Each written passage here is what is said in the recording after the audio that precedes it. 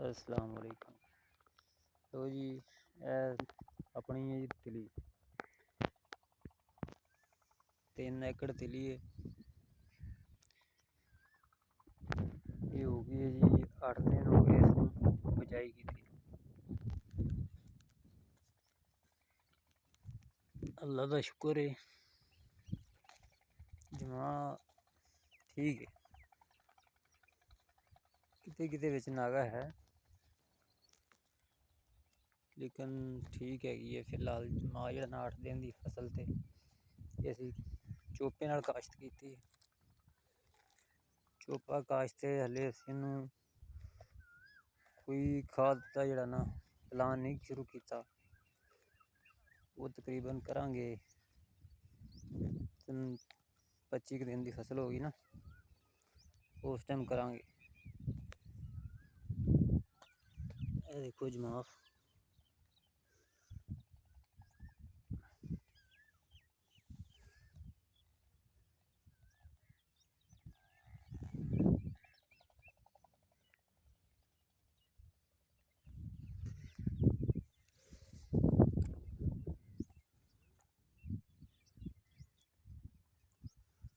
बहुत अच्छा जमा जा रहा है। फिलहाल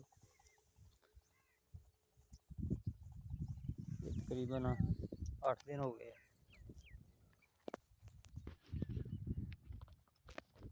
तकरीबन असी एक पानी लाया सी इनू पहले जो बिजाई की है तो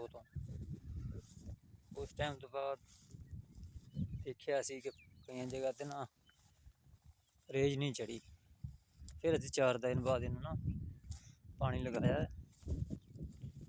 उस तो बाद ये है कि जेड़े भी कोई चोपियां रेज नहीं सी चढ़ी वो भी चढ़ गई, वो भी निकलना शुरू ने। उम्मीद है अल्लाह ताला दी ज़ात जो है ना बेहतर रिजल्ट आएगा।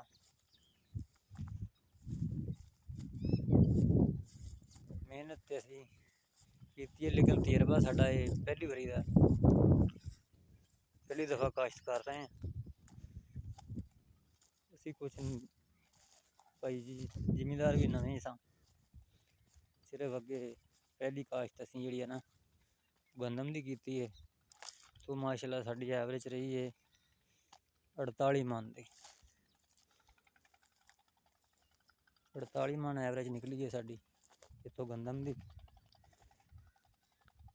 हुण असी अगली जी फसल है इस जमीन दूसरी फसल असी काश्त कर रहे हैं। वो असी कर रहे हैं हुण तिली दी। वो भी उम्मीद है कि अल्लाह ताला दी ज़ात बेहतर करेगी, अच्छा रिजल्ट होएगा। इस तो बाद अगे हुण जेड़ा भी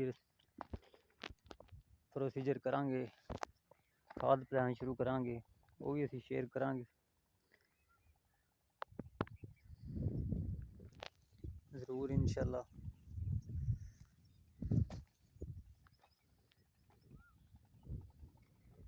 इस विच कुछ असी ये लवा बैठे हैं जी सुक्के ते पानी नहीं सी नाल लाया।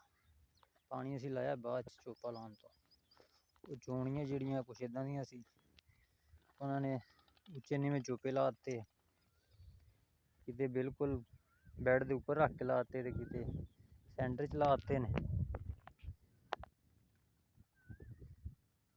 फिर इस वजह तो कई जगह ते पानी नहीं सी चढ़िया। इन्दी वजह दूसरी बारी सानू पानी जेड़ा ना रेज वास्ते देना पिया, नहीं तो असी हले नहीं सी देना पानी। तो दूसरी बारी रेज पूरा करने जेड़ा ना पानी लाना पै गया सा। कुछ साड़ा तजर्बा सी पहली बारी का नहीं सी पता एडा।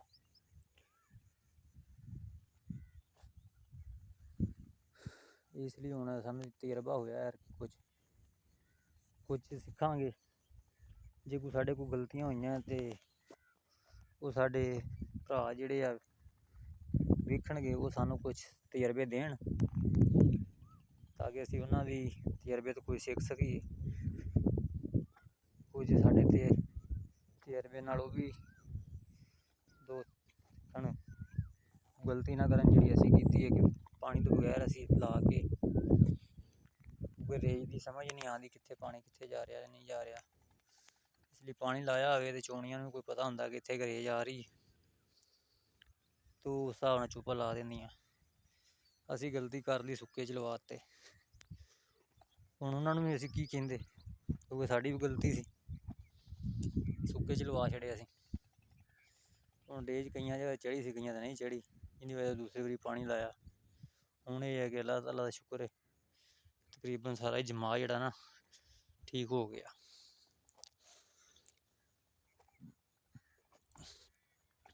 ਕੁਝ ਸਾਡੇ ਕੋਲ ਗਲਤੀ ਇਹ ਹੋਈ ਕਿ ਅਸੀਂ ਕਣਕ ਤੋਂ ਬਾਅਦ ਰੌਣੀ ਨਹੀਂ ਕੀਤੀ, ਕਿਉਂਕਿ ਉਹਨੂੰ ਰੌਣੀ ਕਰ ਦਿੰਦੇ ਨਾ ਤੇ ਰੋੜਾ ਵੀ ਨਾ ਬਣਦਾ, ਰੋੜਾ ਵੀ ਸਾਡੇ ਨਾ ਵਾਹਵਾ ਬਣ ਗਿਆ। ਫਿਰ ਵੀ ਉਸ ਦੇ ਬਾਵਜੂਦ ਵੀ ਇਹ ਹੈ ਕਿ ਜਮਾ ਅੱਲਾਹ ਤਾਲਾ ਨੇ ਠੀਕ ਕਰ ਦਿੱਤਾ। ਕੁਛ ਗਲਤੀਆਂ ਐਰ ਕੀ ਹੋਈਆਂ ਸਾਡੇ ਕੋਲ, ਜਿਨ੍ਹਾਂ ਤੋਂ ਅਗਲੀ ਵਾਰੀ ਅਸੀਂ ਸਬਕ ਸਿੱਖਾਂਗੇ।